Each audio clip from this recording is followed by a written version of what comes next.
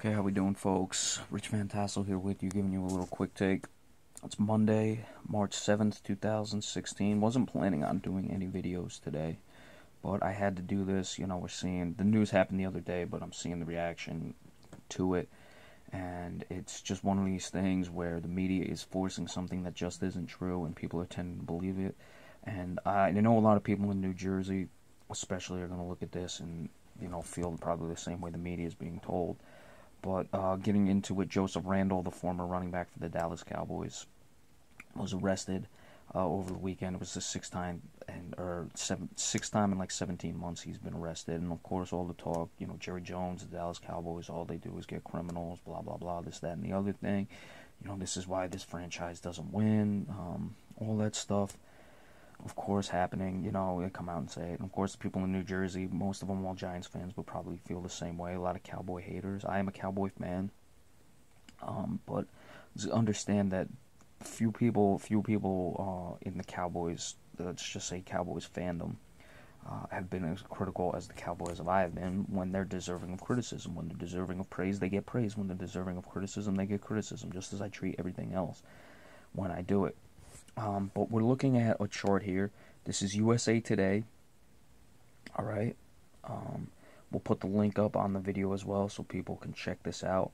Looking at all the players who have been arrested since basically the start of 2015. The first one listed is Junior Gillette. It was January 1st of 2015. Or excuse me, January 5th of 2015. He was the first player arrested in that time. Now, between that and the last one listed is in Christmas Day, actually, of 2015. So it doesn't include 2016, whatever may or may not have happened in there. But the only player who's been arrested in that time, who's a Cowboy, is, of course, Joseph Randle, who has been cut by the Dallas Cowboys. So there's not much more you can do. And going through this list, we see 1, 2... Gonna go off a little bit, so counting here gonna take some time.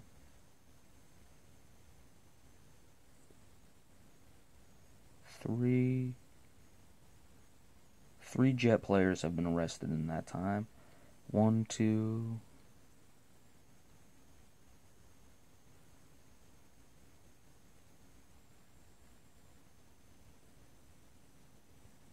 2 Cleveland Browns. 1, 2,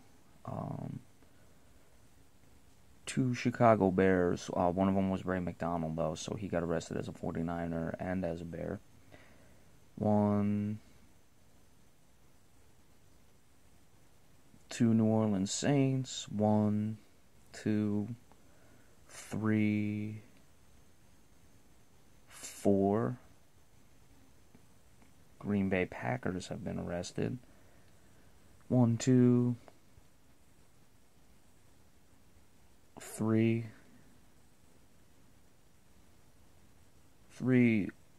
San Francisco 49ers have been arrested over that time.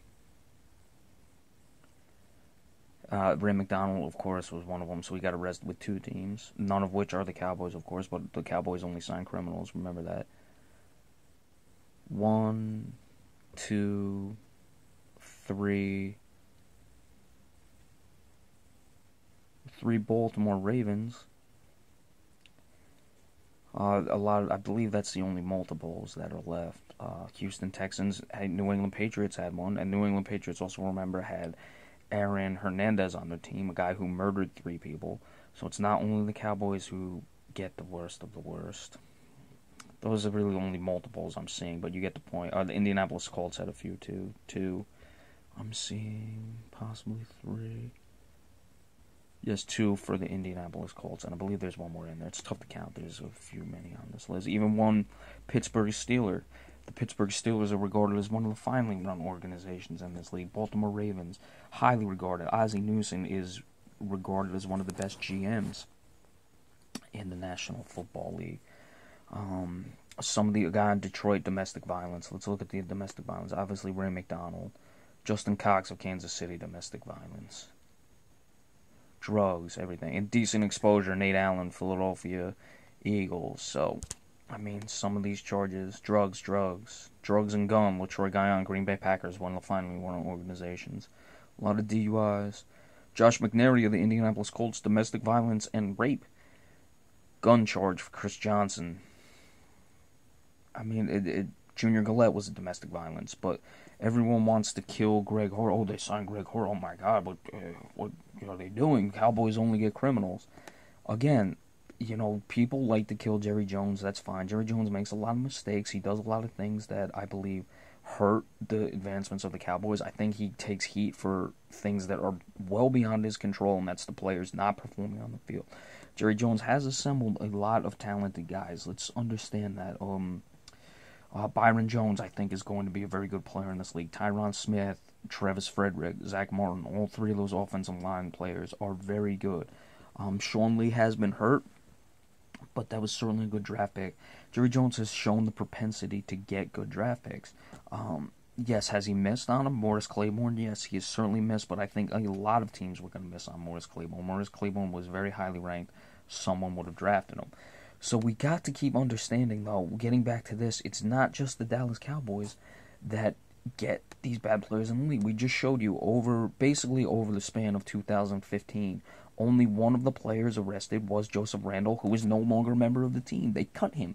They got rid of the guy who was their biggest problem child.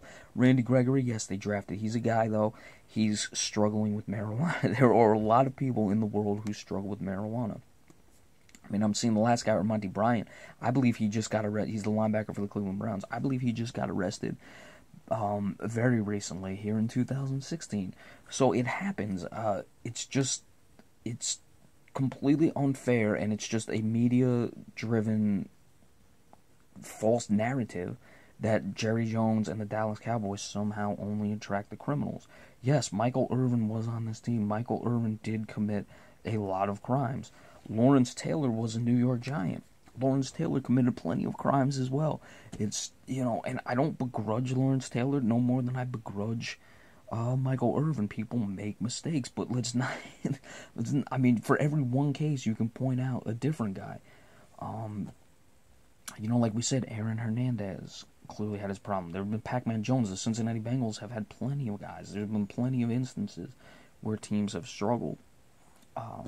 Yes, Rolando McClain is on the Cowboys. He's had his troubles, but it happens. It's all throughout the league.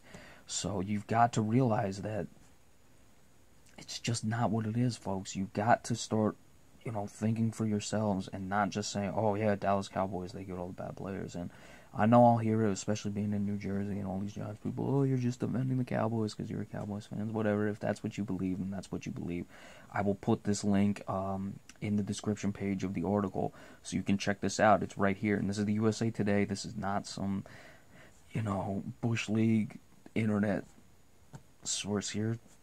USA Today is where most people get their, is one of the finer wire services there is. So this is where the people get it from. So remember, subscriptions are always appreciated. Tomorrow, the 8th, we will be doing the weekly NBA report. But anyone who wants to subscribe, please do so. And we will see you tomorrow with the weekly NBA report and any other flash news alerts. Thank you so much.